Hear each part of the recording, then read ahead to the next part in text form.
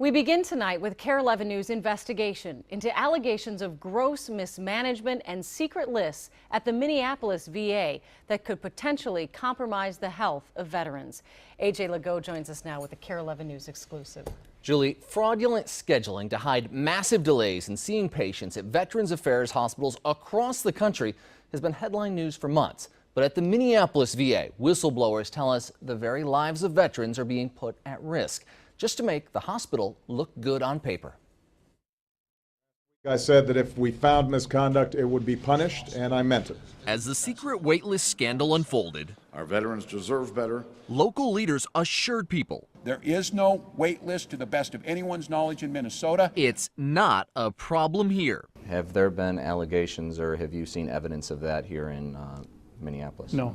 Patrick Kelly is the director of the VA Medical Center here in Minneapolis, one of the biggest and top-ranked VA hospitals in the entire country. I am not aware, and I don't believe that there are any wait lists in use here in Minneapolis. But some Minneapolis VA employees have a different story they say they need to tell. And I have family members that are veterans, but they should know actually what's going on at the VA. Until recently, these two women, Heather Rossback, a medical support assistant, and Letty Alonso, a supervisor, both worked in the gastroenterology department at the Minneapolis VA, and they're not proud of what they say happened there. I needed a job. I had to do what they told me. You knew this was wrong? Yes, I did. Tonight, for the first time, they're speaking out. And I feel like they need to be exposed for what's really going on. Do you think lives are being put at risk? Yes. Yes. The women tell us their gastroenterology department was in charge of scheduling colonoscopies to detect cancer and follow-up care if a doctor spotted problems.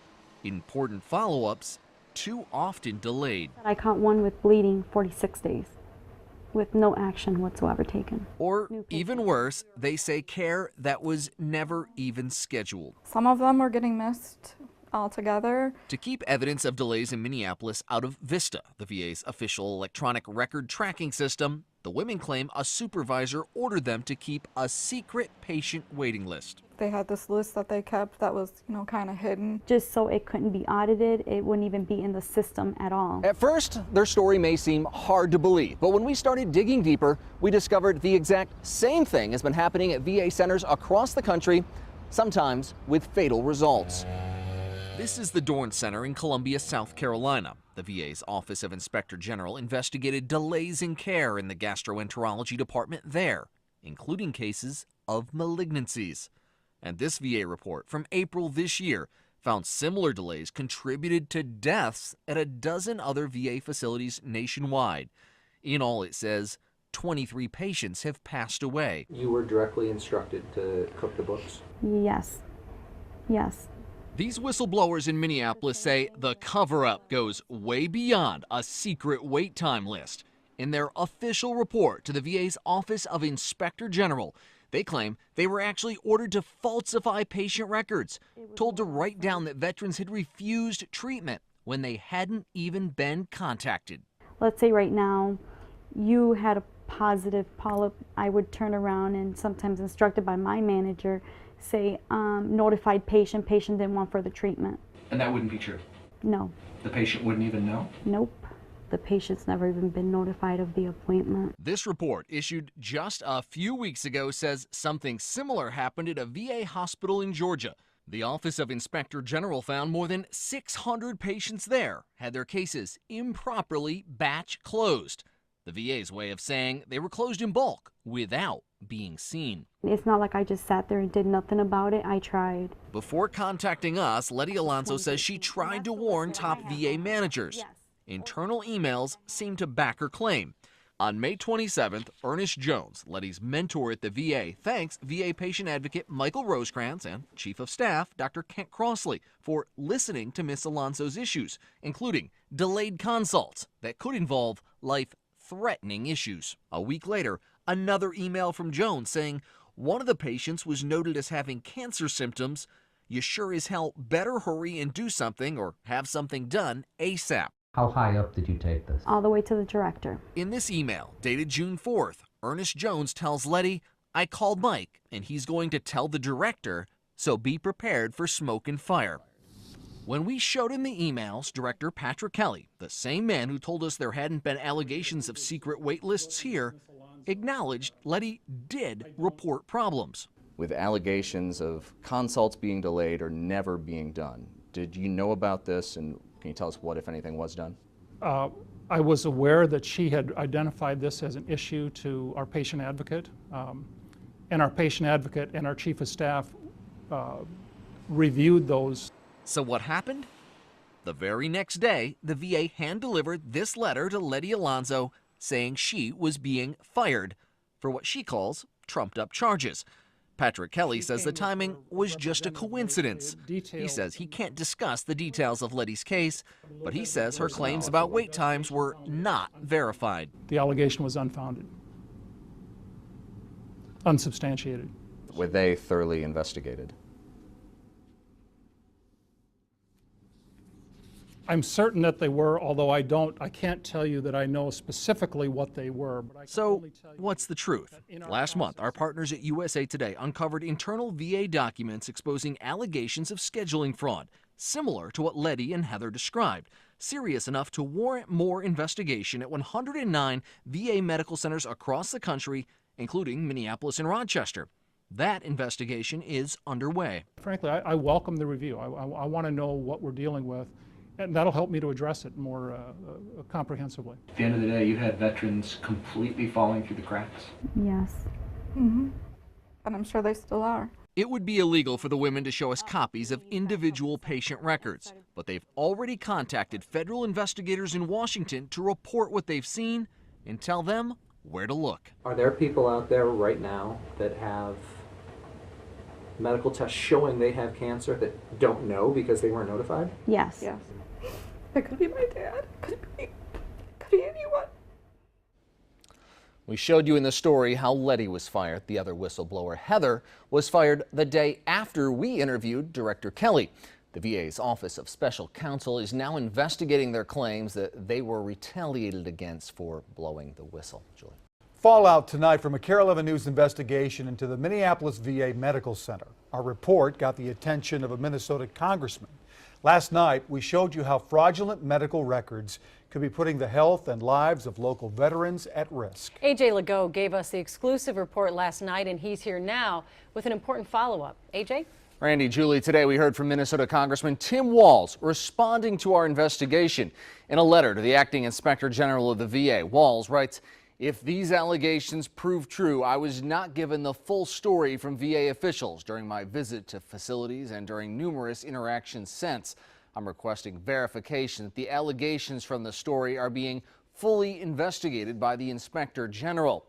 Now tonight, our investigation continues as we hear from a veteran who pulled his own medical records to prove just what's going on. There's trust. It's a matter of trust. Ernest Jones, a Vietnam-era vet, says the Minneapolis VA violated his trust, breaking its own rules when it comes to patient care. They lied.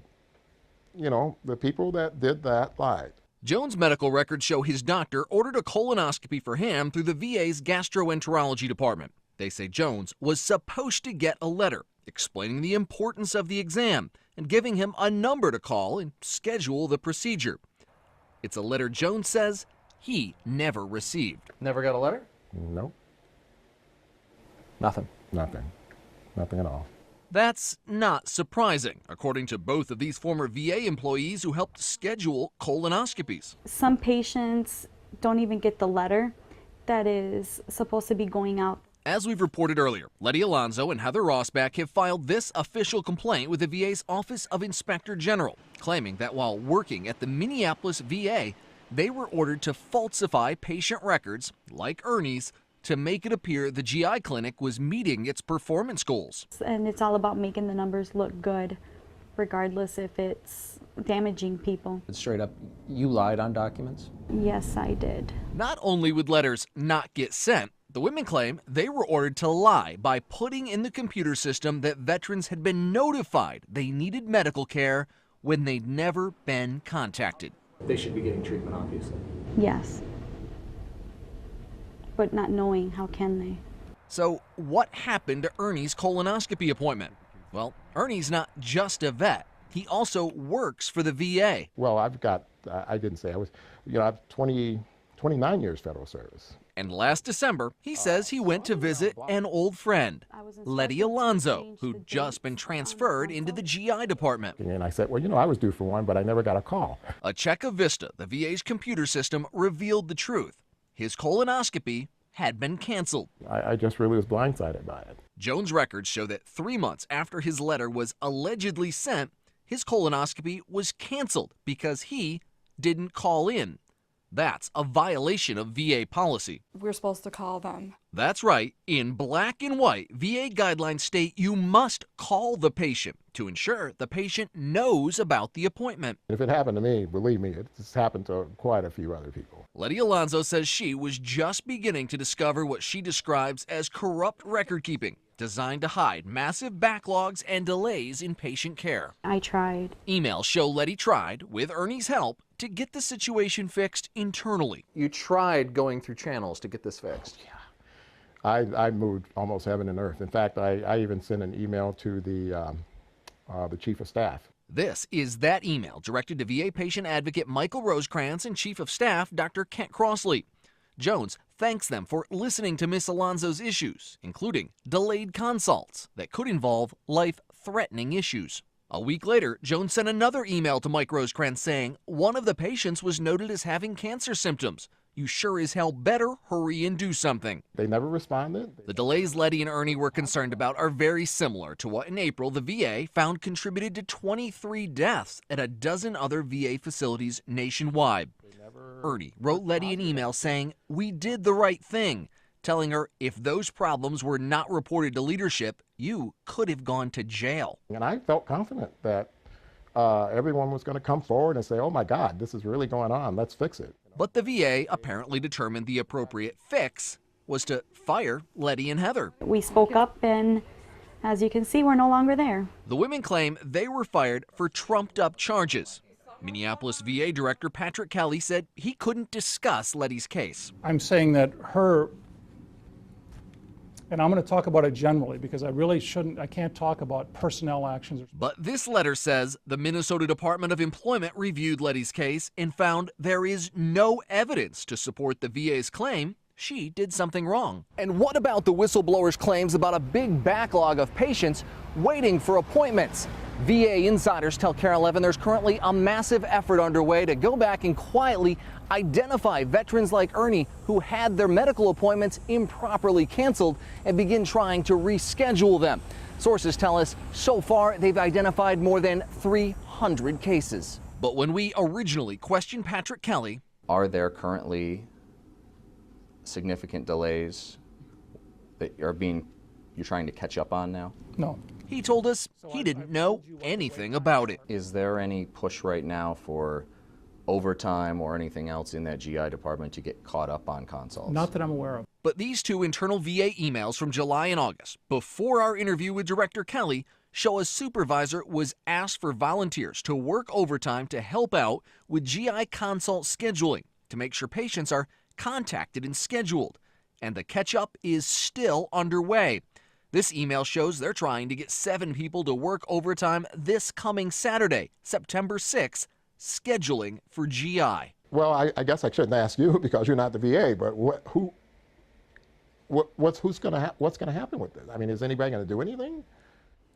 That's really the million-dollar question. President Obama just told veterans last week that when stuff like this is discovered, the people responsible will be held accountable. And Congressman Walz said the same thing to us in that letter. If you want to read the entire letter the Congressman sent to the Inspector General, you can do so at KARE11.com. So, AJ, that local VA director said he didn't know about this overtime being worked in the GI department, but you showed him the emails, right? What did he say? We sent those emails to his office today, and we got a response and we're told he was unaware of GI overtime requests, but is supportive of GI working overtime to meet patient care needs. I'm sure we have not heard the last of this story. Good work, AJ. Thank you. New developments on KARE 11's investigation into claims by former Minneapolis VA workers who say they were told to falsify records. Investigative reporter AJ Legault is here with details. Well, this week we've been reporting on whistleblowers who claim they were ordered to falsify patient records at the Minneapolis VA Medical Center just to make the hospital look good on paper. After viewing our reporting, Minnesota Congressman Tim Walz called on the Veterans Affairs Inspector General to open a full investigation. We're now learning those wheels have been set in motion as Washington is flying in an inspector this weekend to begin that process. And I feel like they need to be exposed for what's really going on. These two former VA employees in the gastroenterology department tell KARE 11 they were told to write down that patients had refused treatment, when in reality, the veterans had not even been notified. So that they can look like their completion date was higher than what it really is, even if that meant patients not really being seen. In response to our story, Minnesota Congressman Tim Walz, a member of the House Veterans Affairs Committee, fired off this letter to the VA Inspector General, calling for a full investigation. This was Walz speaking back on May 14th. There is no wait list to the best of anyone's knowledge in Minnesota. But our reports show that may not be the truth. They had this list that they kept that was, kind of hidden. Just so it couldn't be audited, it wouldn't even be in the system at all. Walz now writing the allegations in our KARE 11 story are extremely troubling and run counter to what local leadership at the VA told me. The Minneapolis VA has already been listed among 109 VA facilities flagged for further review by a nationwide audit done earlier in the summer. Walz writes, if these allegations prove true, those responsible must and will be held accountable. An investigator from the Office of the Inspector General is now scheduled to meet with the whistleblowers early next week. Congressman Walz also said he will be following up with the U.S. Office of Special Counsel to determine if those two whistleblowers lost their jobs in retaliation for coming forward. Following up now in a KARE 11 investigation, today the Minneapolis VA Medical Center holding a town hall meeting for area veterans. One of the main topics, the KARE 11 investigation exposing whistleblower allegations of dangerous delays in patient care and fraudulent record keeping. Investigative reporter AJ Legault broke the local VA scandal story and takes us inside today's meeting. I'd like to Before the VA town hall even began, because veterans don't deserve that. Concerned Veterans of America held a rally for VA accountability outside. The main concern, since this news has been breaking here on the VA here in Minneapolis, KARE 11's investigation exposing long wait times, delayed care, and alleged whistleblower retaliation at the Minneapolis VA. State Senator Bruce Anderson addressed the gathering. to hold accountable the people responsible for this management. Meanwhile, inside the town hall, questions to VA management were raised. I'm just wondering why whistleblowers like Rosbach and Alonzo are being fired. I am not able to address the specific case of the employees you brought up because The network director for all of the VA's healthcare hospitals in the Midwest addressed the allegations in our reports. Take those allegations very seriously, as does Mr. Kelly.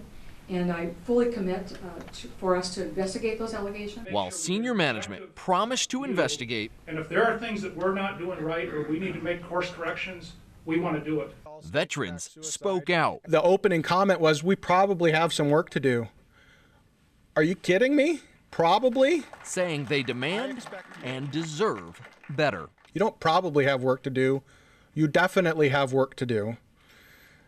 And it needs to happen now. The Office of Inspector General has flown investigators here into Minneapolis this week to look into allegations first brought up in KARE 11 reports, and some of them reiterated by veterans here today, of fraudulent medical records and whistleblowers being retaliated against, as well as delays in care. We'll keep you updated on that. In St. Paul, AJ Legault, KARE 11 News. Tonight, a continuing KARE 11 News investigation into allegations of appointment fraud and faked medical records at the Minneapolis VA Medical Center. Tonight's story is about a Minnesota veteran who passed away waiting to see a doctor. But some say his death could have been prevented had the VA done its job. Investigative reporter AJ Legault is here with more. AJ? Julie, that veteran was a young Marine. Now his family is laying his death at the feet of the Minneapolis VA and questioning how a dead man can reschedule his own appointment. So I enjoy looking through this book. Lisa Riley has a book of his pictures, He had a lot of pictures. but not her son to hug. I really cherish this book. because all I have is pictures now. Corporal Jordan Beisman was a Marine Corps videographer who occasionally stepped in front of the camera. Keep watching for your latest Quantico news. Jordan was medically retired from the Corps after developing epilepsy and suffering a series of seizures. He wanted to spend and retire in the military, and he would have if he had not developed epilepsy. Returning home to Minnesota, He was so funny. the 24-year-old with the goofy grin saw a neurologist at the Minneapolis VA in June of 2012. Medical records show the neurologist was somewhat concerned with his condition and wrote if Jordan had any breakthrough events, they may consider an increase in his medicine. Jordan was instructed to contact the neurologist if there are any changes. Jordan's mom, Lisa, says that change happened a few months later in late September. So it would have been, 9:25. Jordan had a serious seizure that landed him in the ER. His mother says it took him nearly 2 weeks to get in to see his primary care doctor at the St. Cloud VA. And the general practitioner did see him then, but didn't feel that he could deal with his epilepsy, so told him that he needed to schedule an appointment down at the VA in Minneapolis. The VA's own policy says the goal for getting a patient into a specialty clinic like neurology is 14 days. Records obtained by his family show Jordan called the Minneapolis VA Neurology Clinic October 12th asking for an appointment. A week later, Jordan got this letter in the mail. Stated that he has an appointment at the VA on December 20th, which would have been approximately 70 days. 70 days. 70 days. Yeah. 70 days just is too long. What's more, the letter says it was confirming the appointment, making it seem like that's the date Jordan requested. He did not get a say in it at all. That 70-day wait would be too long for Jordan Beisman. He died November 26, 2012, 24 days before his appointment to see a neurologist. Here's his death certificate. Cause of death, seizure disorder. Could his death have been prevented? A professor of neurology and director of the Epilepsy Center at NYU reviewed Jordan's case for his family. The doctor's medical opinion is if Jordan had received more rapid referral to a neurological, it would have prevented his death. And if Jordan had been seen more expeditiously and had medications change, there's a more than 50% chance he would be alive now. More than 50%. That's pretty good odds that if he'd have seen a doctor, he'd be here today. Not only was Jordan Beisman forced to wait too long to see a doctor, his medical records may be evidence of how the VA was manipulating scheduling data to hide the truth about long delays for veterans needing care. It really makes me angry. Remember, Jordan died on Monday, November 26th, but 4 days after his death, on the following Friday, November 30th, someone wrote in these official VA records that Jordan Beisman canceled his neurology appointment scheduled in late December and, as amazing as it may seem, requested another date. The scheduler tentatively entered January 17th. Since VA schedulers are supposed to enter changes immediately, Jordan's mom questions how her son could have canceled his appointment and asked to reschedule it from the grave. Heads need to roll and butts need to be fired. Why would the VA cancel and reschedule Jordan's appointment and claim it was done at his request? A number of VA insiders tell KARE 11 that it's been common practice to cook the books this way in order to meet performance measures. And this memo shows it's apparently been going on for years. Back in 2010, VA headquarters warned about inappropriate scheduling practices that will not be tolerated. Among them, visits being canceled by the clinic, but put in the computer as canceled by the patient. So it doesn't look like we're the ones that are causing the delay. It looks like the patient wants that delay. In our previous reports, we told you how these whistleblowers who scheduled patients in the gastroenterology department at the Minneapolis VA had filed a formal complaint with the VA's Inspector General claiming they were ordered to falsify records, canceling appointments in the computer without telling veterans the appointments even existed. Let's say right now you had a positive polyp, I would turn around and sometimes instructed by my manager say notified patient didn't want further treatment. And that wouldn't be true. No, when in reality it was that the patient's never even been notified of the appointment. Whistleblowers tell us because they cook the books, their bosses at the VA were able to make presentations like this one to members of Congress. It claims established patients like Jordan Beisman got their appointments quickly, within 14 days of when they wanted them, 93% of the time. 70-day wait's not acceptable. Not acceptable. After seeing what Carol Evan discovered, a veteran dying while the VA made him wait to see a doctor, and then the VA claiming he requested a further delay after he was already dead, Congressman Eric Paulson is now questioning the VA's data and demanding answers. Action needs to be taken. There need to be consequences. For Lisa Riley, the mom left holding just a book of pictures, this is not a story about manipulated data. It's a story about a son, a brother, a friend, a Marine who lost his life when the odds show he could have been saved. I don't know if you have kids, but would you take that chance? Would you take 50%? I would. Jordan's family has filed a wrongful death claim against the VA, and we asked the VA to comment on Jordan's case. They wouldn't, but did send us a list of hypothetical, what they call plausible reasons for his appointment being canceled after he was already dead. One of the reasons had to do with an automated phone call system, but when we pushed on that, they admitted that's only done within 72 hours of a scheduled appointment, not 20 days like in Jordan's case. Julie. Wow. So about a week ago, you told us Congress was calling for an investigation based on your reports. Do you know the status of that investigation? Yeah, Julie, responding to our previous reports, the VA's Office of Inspector General flew investigators into town to determine the truth about what's been going on at the VA Medical Center here, and they met with some current VA employees today. We begin with new developments tonight in the wake of a KARE 11 News investigation. Members of Congress are calling for an expanded investigation of the Minneapolis VA Medical Center, and just hours ago, our investigation catching the eye of the most powerful politicians in Washington. AJ Legault is in the newsroom now with the latest. AJ? Randy, both of Minnesota's U.S. senators and the congressman who sits on the House Veterans Affairs Committee say they're pressing the VA's Office of Inspector General to investigate how a veteran could have rescheduled an appointment after he was already dead. This afternoon, House Speaker John Boehner even tweeting about our investigation. Last night, we told you how former Marine Jordan Beisman died waiting to see a specialist at the Minneapolis VA. His family claims his medical records were falsified to cover up the delay. Today, Senator Al Franken asked the Justice Department to launch an investigation.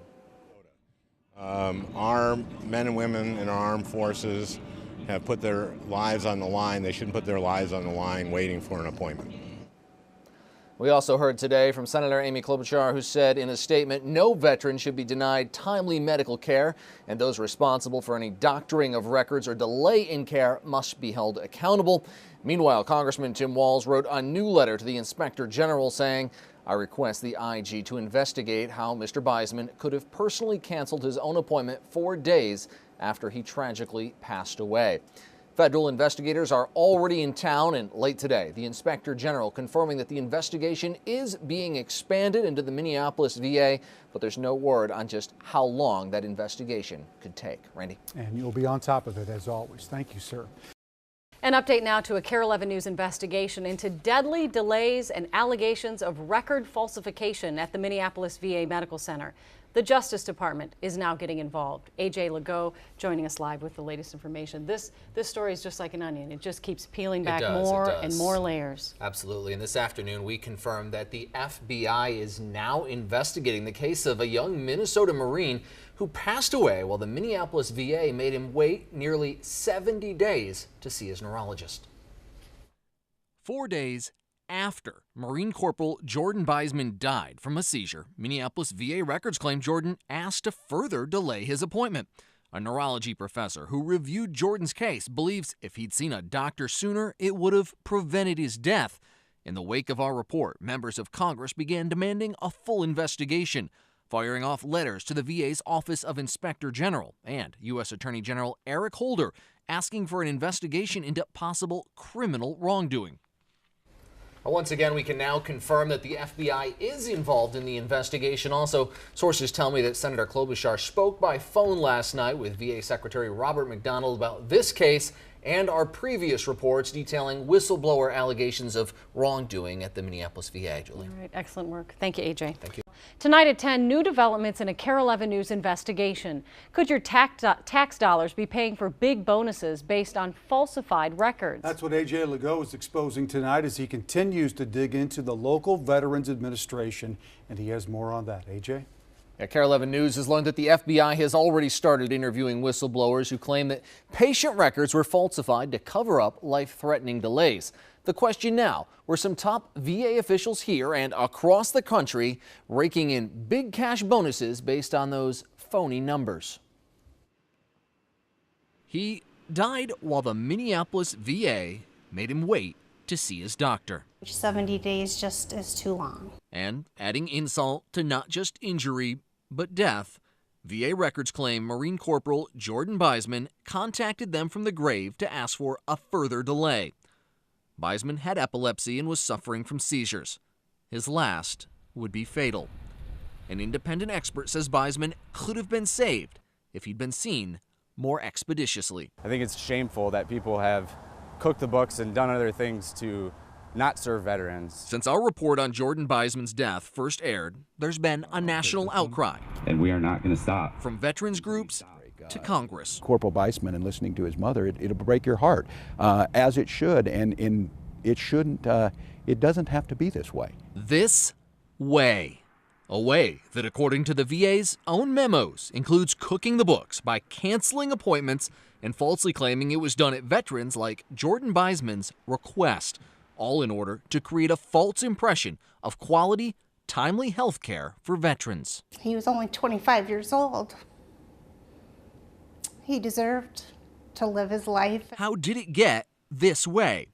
VA whistleblowers sum it up in one word. Bonuses. Bonuses Congress felt were so extravagant they held a hearing on them in June. We're going to examine the outlandish bonus culture at the VA. The VA was awarding bonuses in part based on how well hospitals met scheduling standards. The standard used to be 30 days to get a veteran a medical appointment. In 2011, that standard was shortened to 14 days, and that's when the train seems to have left the tracks. In late June, White House staff presented President Obama this report detailing the VA's corrosive culture. The report says the 14-day scheduling standard may have incentivized inappropriate actions. May have? It's more about numbers. Try definitely did, says former Minneapolis VA employees. Numbers is all that really counts, not the veterans' lives. Patients became numbers, and numbers translate to dollars in the pocket. According to VA's own data, over $2.8 million was paid out in performance awards to senior executives for FY13. That's just last year. KARE 11 obtained VA data for the past 7 years and found nearly $23 million in bonuses paid to top executives.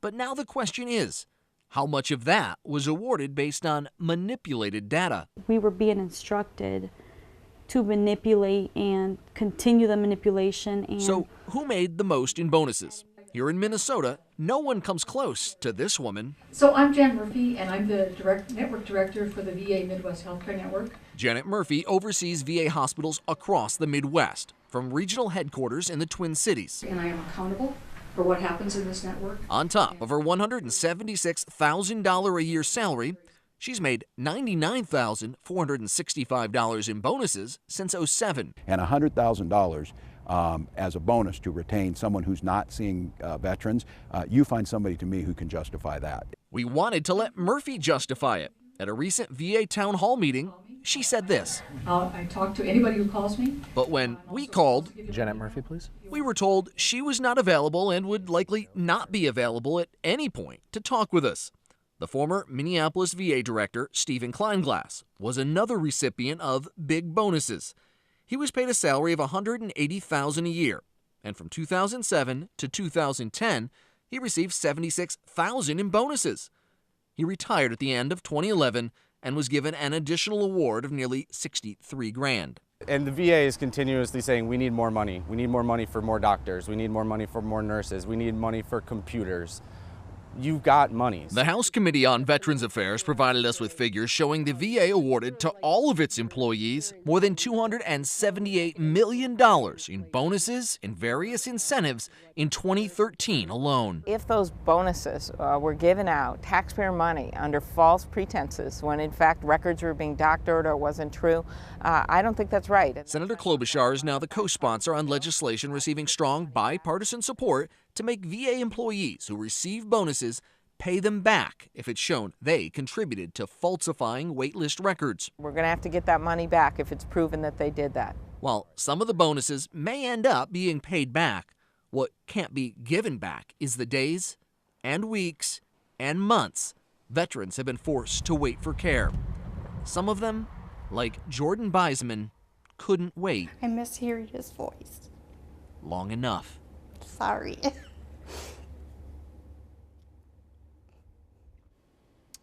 In one of his last actions before resigning under fire, former VA Secretary Eric Shinseki suspended the awarding of bonuses for 2014 and ordered that patient wait times no longer be a part of employee performance reviews. Julie? Well, we did talk about the former Minneapolis VA director and his bonus. The current director, was it suspended before he was able to receive a bonus? Well, yeah, he actually has not received any bonus. Patrick Kelly is the current director over at the Minneapolis VA. He was appointed in June of 2013, and there's no record that he's received any of the performance bonuses that are now in question. I can tell you this, right before I walked in here on set, I learned that the FBI will be interviewing additional Minneapolis VA employees tomorrow. All right. Topping the 10 tonight, those new developments in the wake of a KARE 11 News investigation.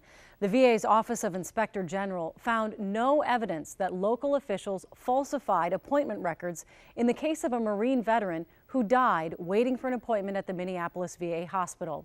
But their investigation of other allegations of wait time fraud is continuing. 70 days just is too long. The case involves Jordan Beisman, the Minnesota Marine who was told he'd have to wait nearly 70 days to get an appointment to see a specialist at the Minneapolis VA.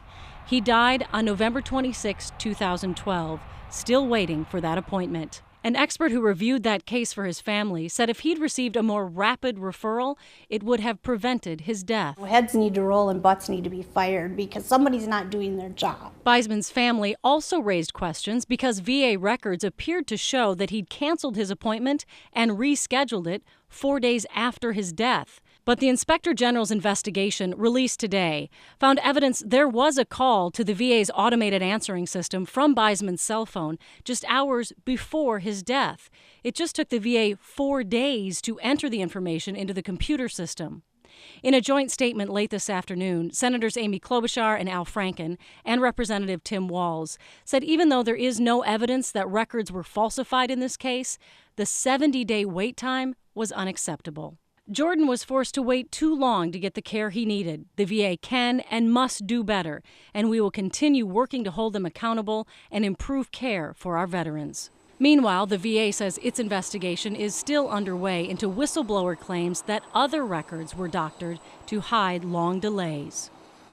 We reached out tonight to Jordan's mom. She says she's trying to get her son's phone records to verify the VA's finding, but she says it doesn't change her belief that her son could still be alive if the VA had not made him wait so long. KARE 11 continues its year-long investigation into patient care at the Minneapolis VA. What investigative reporter AJ Legault has uncovered now has a member of Congress seeing red. AJ joins us live with the story. AJ? Julie, what we uncovered is this memo written last April by the #2 man at the Minneapolis VA. It shows management was aware of scheduling practices taking place that were at best making things inconvenient for veterans and at worst putting their very lives at risk. I'm really irritated by this, really angry, really angry. What has Minnesota Congressman Tim Walz hot under the collar is this memo obtained by KARE 11. It was written by Minneapolis VA Chief of Staff Dr. Kent Crossley on April 29th of last year. It spells out a number of improper scheduling practices taking place and says these practices must cease immediately. This seems to very clearly say, when it says these practices must cease immediately, that says they've been going on. They were happening. that they were happening at the time. Yeah, absolutely. But just 2 weeks after the memo was written, Congressman Walz was briefed by Minneapolis VA management and told, despite the growing national scandal, there were no integrity problems here. And I sat in that room with the Legion commander, with the VFW, when they told us this.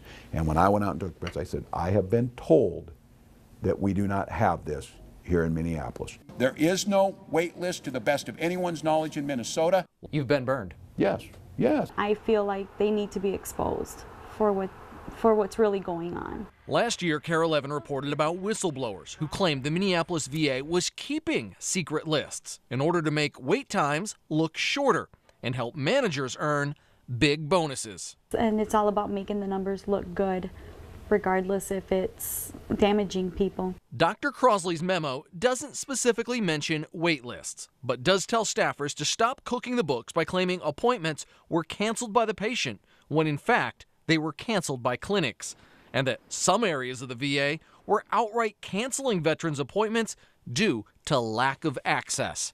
In this email, written within a day of the memo, an administrative officer claims she's heard complaints that schedulers told veterans, I can't schedule you or my access metrics will take a hit and I'll get in trouble. Because when you hear things like this, it taints the whole system. Dr. Crosley's memo states that when patients from St. Cloud are referred to Minneapolis and there's no capacity, the patient should be fee-based. That means the veteran is sent to a private doctor to ensure they receive timely medical care.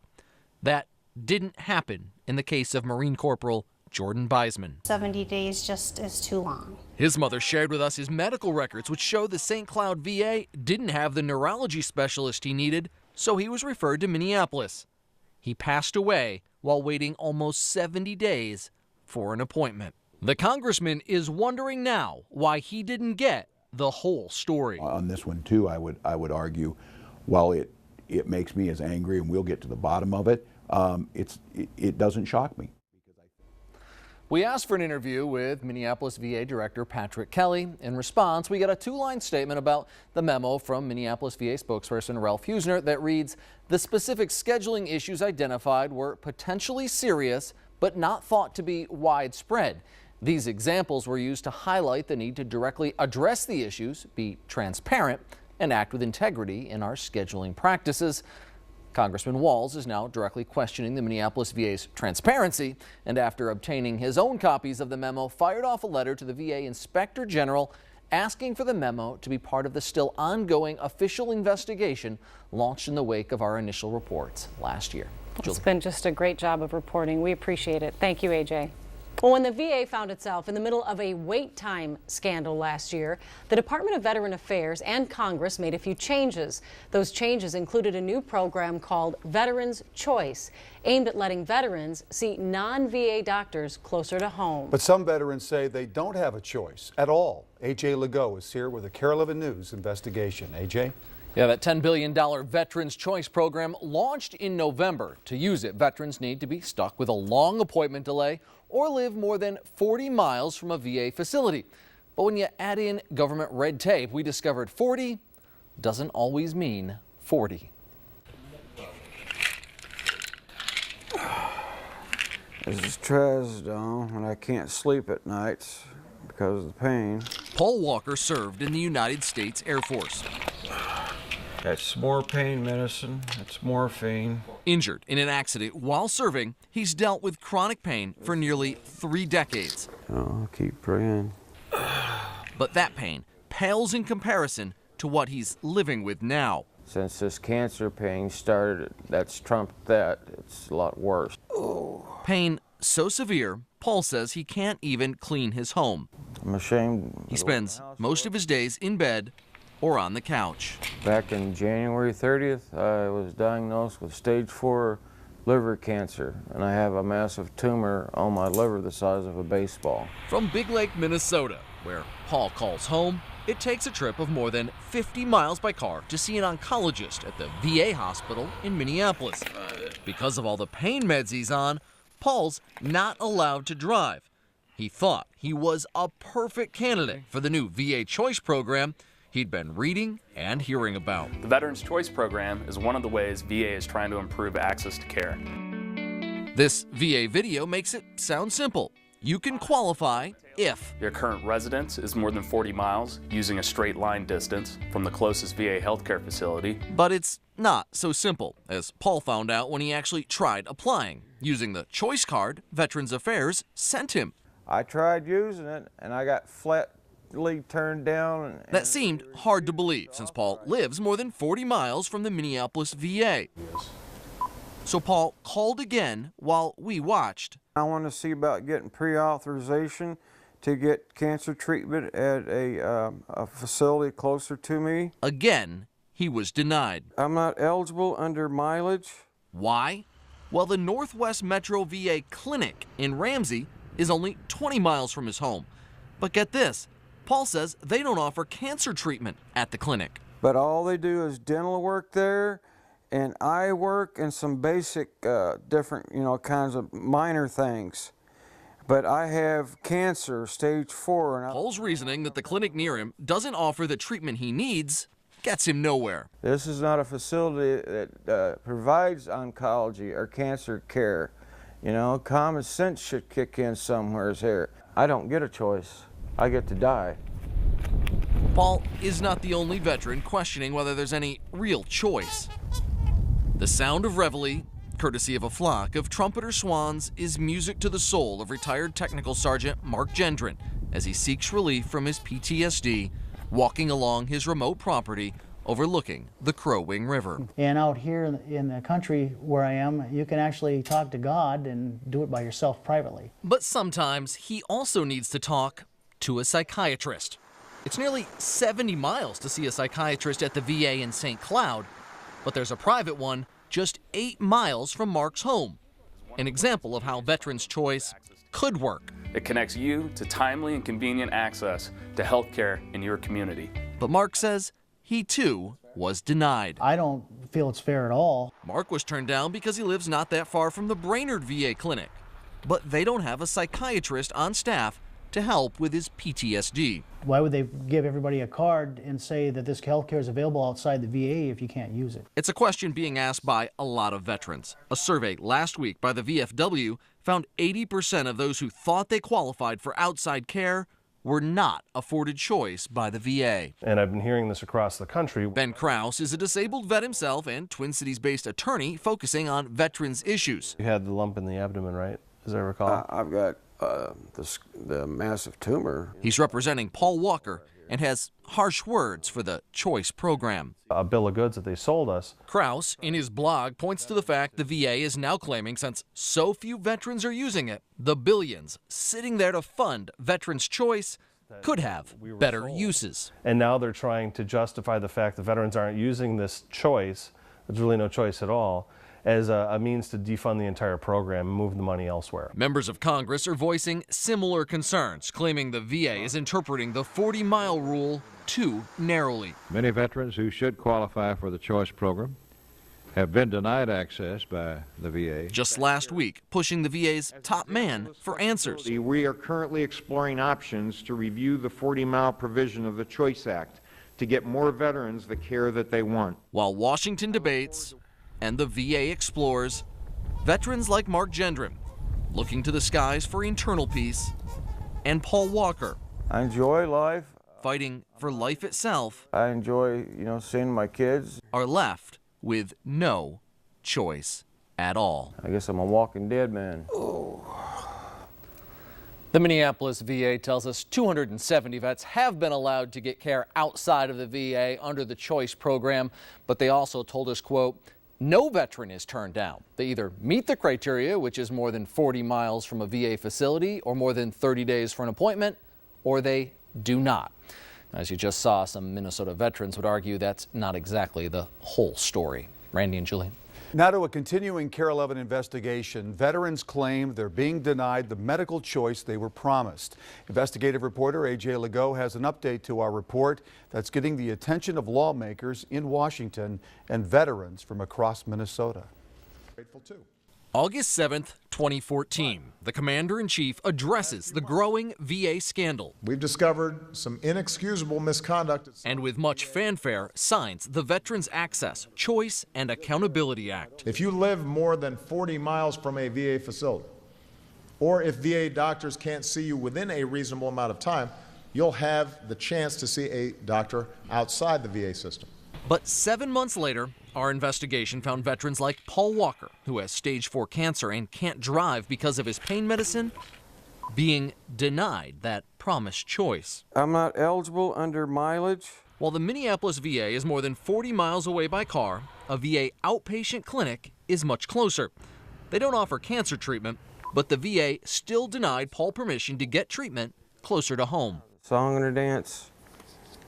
Oh, so sad, so bad, can't do nothing. Many other veterans have also been denied use of the Choice program under the 40-mile rule because the VA has decided to measure the 40 miles as the crow flies and not actual driving miles. Your current residence is more than 40 miles using a straight line distance from the But look at the law President Obama signed. It says nothing about the 40 miles being in a straight line. That's just the way the VA has chosen to interpret it. An interpretation outraging veterans across the country. And the VA has had a choice there. Do they want to interpret it in favor of the veteran, or do they want to favor the VA? And what we've seen so far is that the system is continuing to favor itself. After we aired Paul's story, viewers flooded our Facebook page with similar accounts. Linda Tester-Lease writes, "Since when do people travel like a crow flies?" And Jensen writes about her father denied use of the Choice program because of a clinic near him that does not offer what he needs. She says, shame on those in charge of this program. It's all propaganda. They aren't trying to help veterans out. In the wake of our report on the Veterans Choice Program, Minnesota Congressman Timothy Walz wrote this letter to VA Secretary Robert McDonnell urging him to take action. The congressman asked the VA look to provide a greater degree of flexibility in interpreting the 40-mile provision of the Choice Act and take into account if the veteran can actually receive the care he or she needs at the particular VA medical facility. We'll let you know if that action is taken. And if you'd like to read Congressman Walz's letter in its entirety, you can do so at KARE11.com. It's great work, AJ. So frustrating, too, especially when they say, well, there's a clinic by you, but it doesn't provide the care that the veteran needs. Yeah, it's driving veterans all across the country and all across Minnesota just crazy. Just it seems like common sense has been left out of the equation. Yeah. But it does. All right. Thanks for the update. AJ. Another update tonight, this one following a recent KARE11 investigation.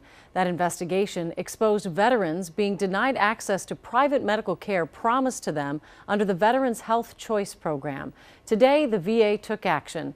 Investigative reporter AJ Legault joins us tonight with the update. AJ? Julie, we're not crows, we can't fly, and when we need to see a doctor, we take a car.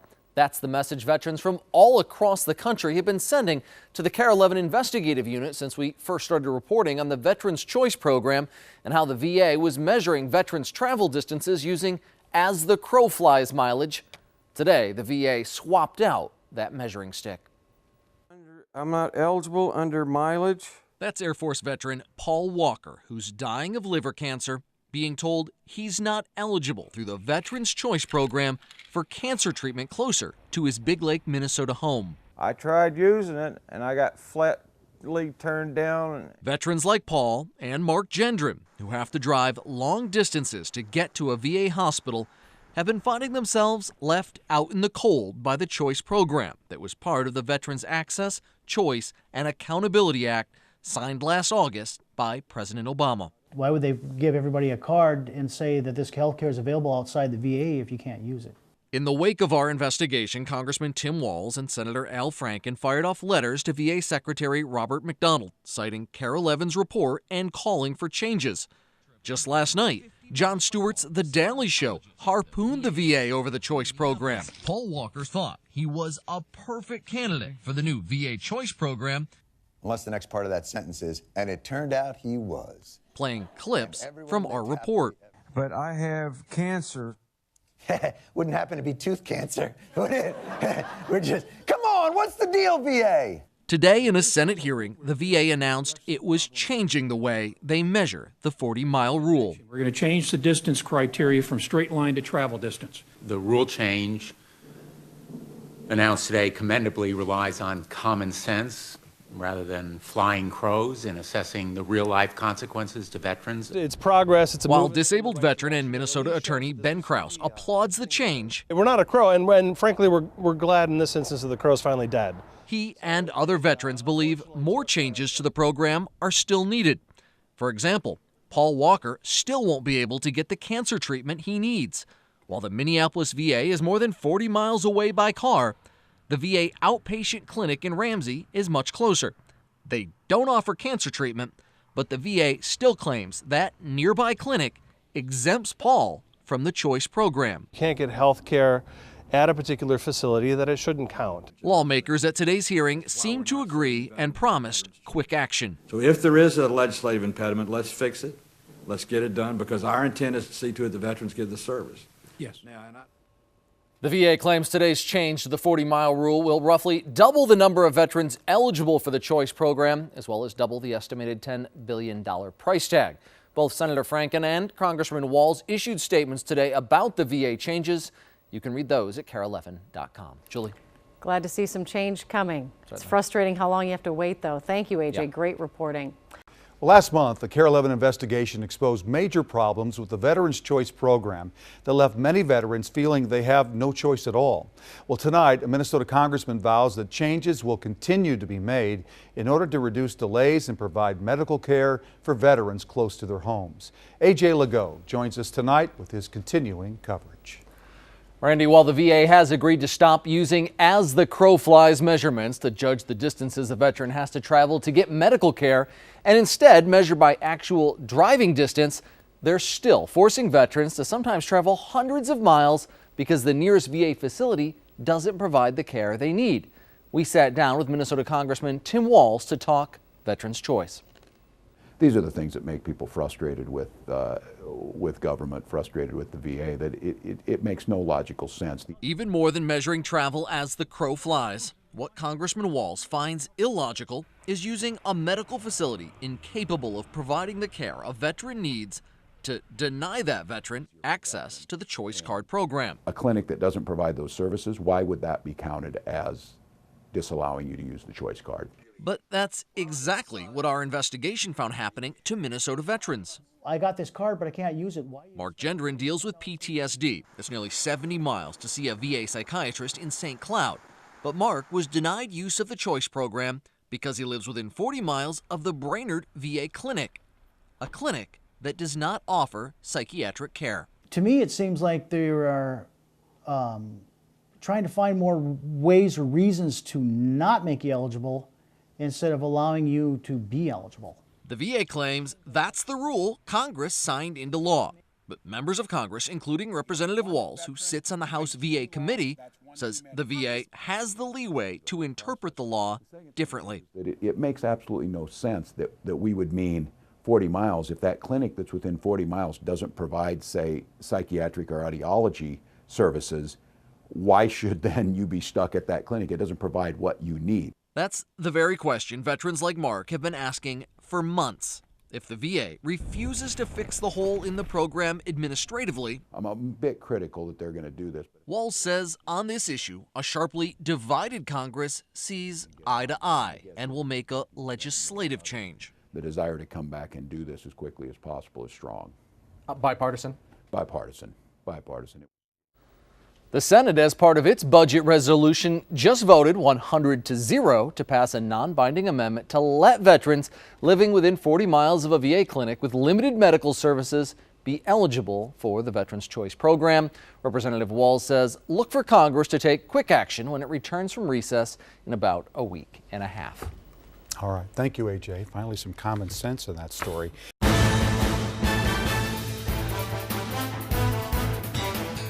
For the past year, KARE11 has been investigating whistleblower allegations of record falsification to hide long delays at the Minneapolis VA. Those allegations are still under federal investigation. Tonight, AJ Legault is here asking why it takes some veterans more than a year just to get a hearing aid. Now, the top two reasons veterans across the country go to the VA are for hearing-related problems. Tonight, the story of a veteran desperate to hear his wife's voice who turned as a last resort to KARE11 Investigates for help. Good night, my darling. At 78, I love you. Denny Madsen is a man who's only ever adored always one woman. Years of letters. I'm always thinking about you. Airmailed across the Atlantic during his time in the service tell the tale of young love. It'll be just a short time and we can be together. Their first date. She wouldn't let me kiss her on that first date, though. Was 61 years ago. We were juniors, just before the junior prom, going with each other ever since. Denny and Darlene just celebrated 56 years of marriage. I don't think we ever had an angry word in that time. Just unbelievable. Let's go home. Life changes. Love doesn't. Quite a gal. Hospitalized in March at the Mayo Clinic due to a series of strokes, Darlene struggles to speak above a whisper. Denny struggles just to hear his wife's voice. What'd you say? I need to get up.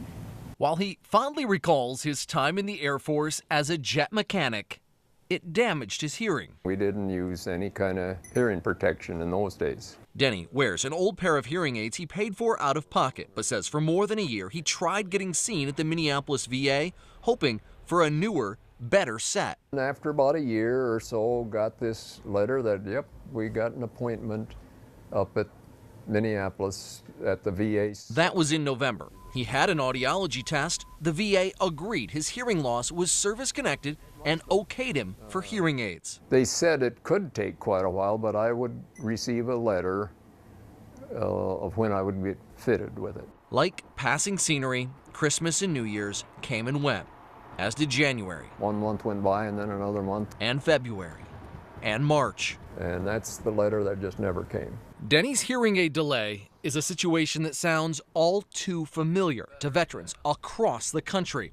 In fact, in this audit done last year, the VA's Office of Inspector General found the VA was not timely in issuing new hearing aids to veterans. Oftentimes, a veteran who needs an initial exam or a hearing test will wait 2 weeks to 1 year. And that's the wait just for the first test, as U.S. Representative Sean Duffy of Wisconsin told a congressional committee last April. And then their hearing aids are ordered. It's 2 weeks to 1 year before they actually get the hearing aid itself. Duffy and Minnesota Congressman Tim Walz have been pushing bipartisan legislation for the past 2 years. They claim will help alleviate the long waits. It is a problem. The OIG audit also found cases in which audiology staff put in the incorrect desired appointment dates. That's a way of manipulating the VA's computer system to make veterans' wait times appear shorter than they actually are. That seems to go back to the very issue that's created the scandal at the VA system-wide. And I said I can't express my anger and my frustration at it, but I would be disingenuous if I said I was overly surprised. Denny doesn't know if there's been any funny business with his records, but he also doesn't know how much longer he'll have the opportunity to hear his wife's voice. Great times. The VA told them Denny's November hearing test was no longer valid. To get the hearing aids he'd been promised, he'd need to get his ears retested. I want to check to see how soft you can hear words, okay? Okay. Say the word baseball. Baseball. Oatmeal. I didn't get that. This hearing test was done at a private audiology facility that contracts with the VA. You can't hear me? Wow, I didn't know it was that bad. After doing molds of his ears, the doctor here told him normal patients get their hearing aids in 1 to 2 weeks. But with the VA, all bets are off, and it could be a month or longer before his hearing aids would be delivered. Good. Remember, at this point, he's already been waiting about 16 months. With Darlene's health no sure thing, and Denny desperate to hear her voice. But we're going to make it. We're going to make it. Carol Levin went to work, contacting the VA and numerous lawmakers. This is correct. When we told Congressman Walz Denny's story, this gentleman's case is heartbreaking because he got on the phone and called Minneapolis VA Director Patrick Kelly personally. The hearing aids arrived 1 week later. Well, that feels good. Congressman Walz even showed up for the fitting. Well, they're a good fit. Hello, Darlene. Rushing back to Darlene. Look what I got. Denny couldn't wait to share the news. And I got the new hearing aids. If I'm not in the room or something, you can talk to me. and it'll go right to my hearing aids. It's all wireless. And soak in some precious moments listening. Can you hear me? Yes, yes. To the voice of the woman that's had his ear. I can wake you in the morning. Yeah, yeah, you sure can. And his heart for more than 6 decades. Wow, you're great. You look so great this morning. Dressed you up nice. Quite the couple. Well, things can certainly happen quickly when a congressman gets involved, especially one who sits on the Veterans Affairs Committee. But Congressman Walz is quick to point out the VA should be that responsive whenever any vet calls them with a problem. Oh, wow. What a couple they are. And they're incredible. And we have to know, how is she doing? She is continuing to get better. She is in a rehab facility now. She was in the Mayo Clinic for several months, getting treatment after her series of strokes, but all things are looking positive right now. Oh, that's good to hear. So you got Walz and Duffy working on this to try to push this legislation. Tell us where this is at right now. What's happening? Well, basically what their legislation does is it would allow hearing aid technicians to handle some simple appointments rather than full doctors of audiology. That, however, is an idea that's controversial among doctors.